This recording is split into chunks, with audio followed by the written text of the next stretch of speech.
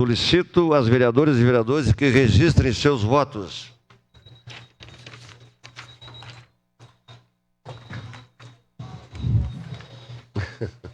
Vai ter que sentar aí hoje. Vereadora Estela Balardim vota sim. Vereador Fantinel? Voto sim, senhor presidente. Vota sim. Vereador Camilles? Vota sim. Scalco vota sim. Vereador Scalco vota sim. Vereadora Tatiane Fresso?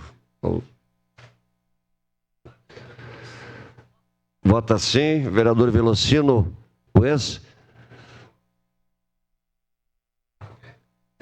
Encerrado o registro dos votos. Vereador Velocino vota sim. Encerrado o registro dos votos. Só um pouquinho.